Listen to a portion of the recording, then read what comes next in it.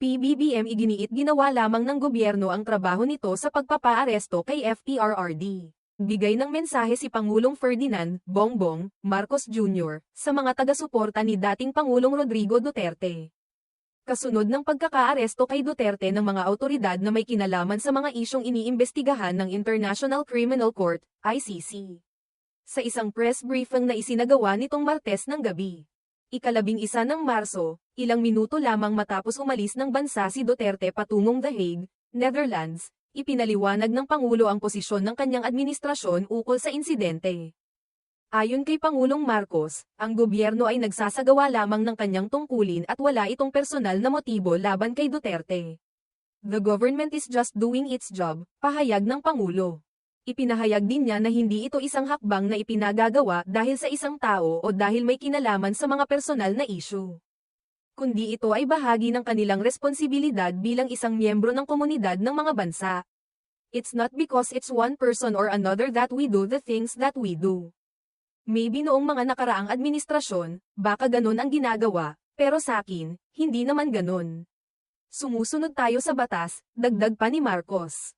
Pinagtibay ng Pangulo na ang kanyang administrasyon ay nakatuon sa pagsunod sa mga alituntunin ng batas, at hindi nagtatangi ng tao batay sa kanilang posisyon o nakaraan. Ayon kay Marcos, bagamat may mga nakaraang administrasyon na maaaring nagkaroon ng ibang paraan ng pamamahala, ang kanyang pamumuno ay nakabase sa prinsipyo ng paggalang sa batas at pananagutan sa mga kasunduan ng bansa sa internasyonal na komunidad. We are a member of Community of Nations. We must live up to our responsibilities to the commitment we have made to the Community of Nations.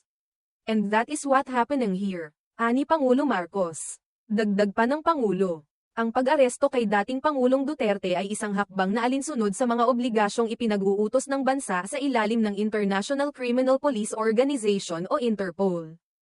Ipinakita ng Pangulo na ang mga aksyon ng gobyerno ay hindi nakabase sa personal na pagkamuhi o politikal na layunin, kundi ito ay kaugnay ng mga internasyonal na kasunduan na nilagdaan ng Pilipinas. Ayon sa kanya, hindi ito isang halimbawa ng political persecution o pang-aapi, kundi isang hakbang na sumusunod sa mga legal na proseso at alituntunin na umiiral sa bansa at sa buong mundo. Hindi rin nakalimutan ni Pangulong Marcos na itaguyod ang kanyang pananaw na ang bawat hakbang ng gobyerno ay dapat na ayon sa mga batas ng bansa.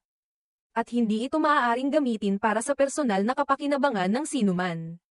Aniya, ang desisyon ng gobyerno ay nakabatay sa kanilang pagiging responsable at sa kanilang obligasyon na magpatuloy sa pagtupad ng mga kasunduan na nauugnay sa mga international bodies, tulad ng Interpol.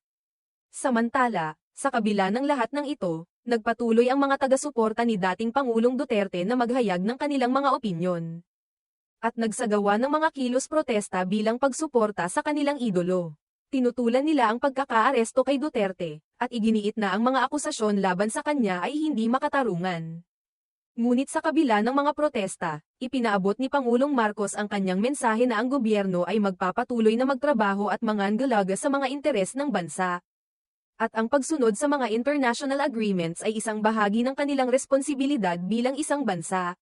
Sa kabuuan, binigyang diin ni Pangulong Marcos na ang mga hakbang ng gobyerno ay hindi nakabase sa personal na interes, kundi sa mga obligasyon ng bansa sa internasyonal na komunidad. Ipinakita niya na ang bawat aksyon ay may basihang legal at hindi layunin na gawing politikal ang isyu ng pag-aresto kay Duterte.